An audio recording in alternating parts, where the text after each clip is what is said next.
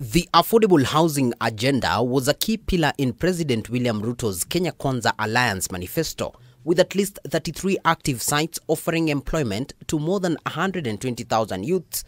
This is an achievement that could spur economies countrywide. However, of the 200,000 units annual target, the government has so far only managed 40,000 units, leaving a deficit of 160,000 units. It is proposed that we have 720 units in Nyeri town.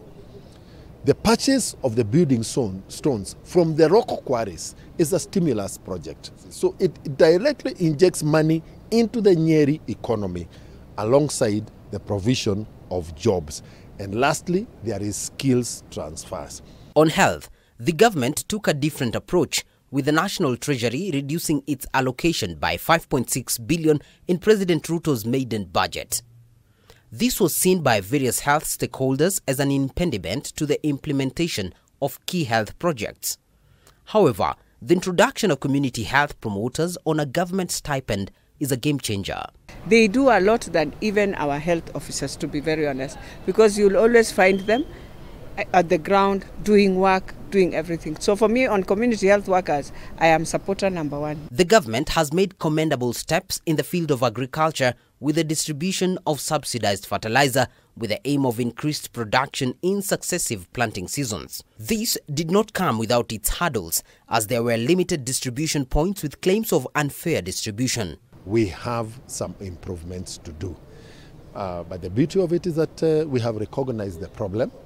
We have agreed to increase the distribution points.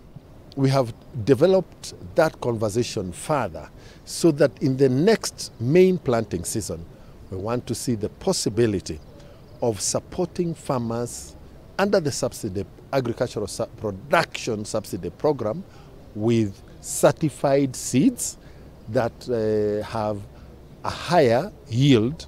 On the security front, Kenya has borne the brunt of deadly terrorist and banditry attacks, with several civilians and security officers losing their lives. There have also been mysterious abductions and disappearances of people, mainly business people, some of whom are found dead.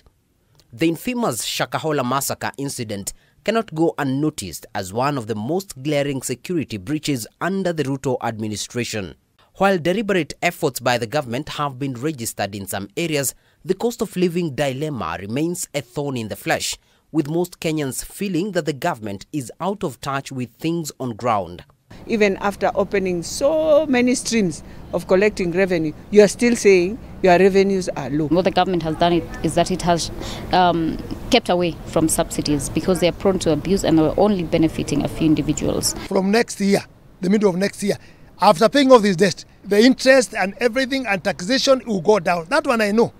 And what I urge Kenyans, let's be patient. The fight against corruption has also not been as robust, with some government appointees being tainted amid 3 major graft scandals, including the disappearance of condemned sugar, the controversial importation of edible oils, and the G2G fuel controversy.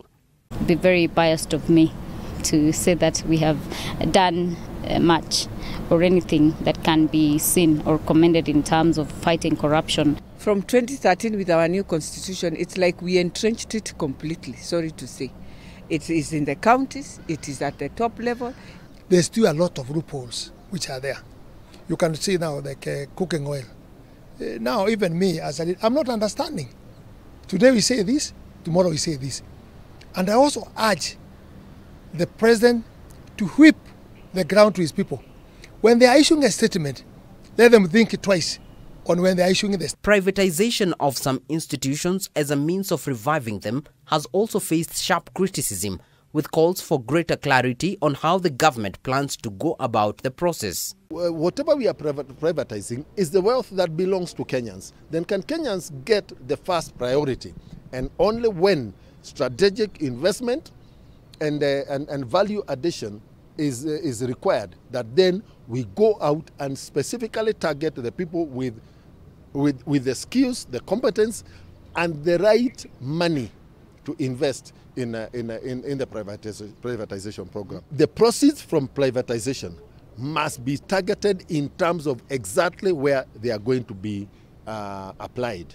We want the money from privatization to go directly to development projects, not into consumption. The courts have also slammed brakes on some of the government's decisions, including formation of the CAS position, introduction of new health laws, and the most recent one being the declaration of the housing levy as unconstitutional.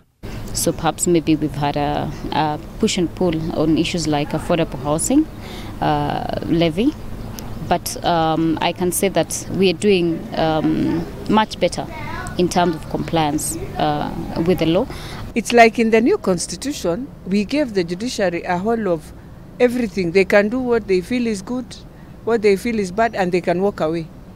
They don't make their own laws. The laws are made in the parliament.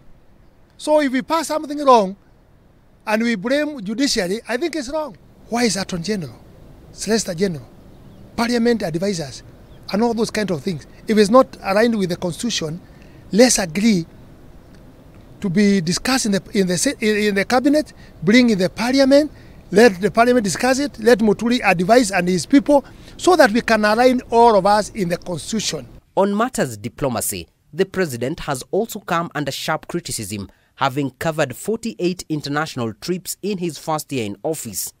His policies, including the abolition of the visa requirement for anyone coming into the country, and his pronouncement of the Niger coup, have also placed him in a hard spot. For me, I'm hoping in every trip Kenya will see the results, because surely it cannot just be trips. It doesn't matter how many times he is going, but he is going to negotiate about the country. Yes, you're Mutali. He just go to help. What can it be done to reduce the debt and negotiation of the agreement? David Kagina, K24 TV.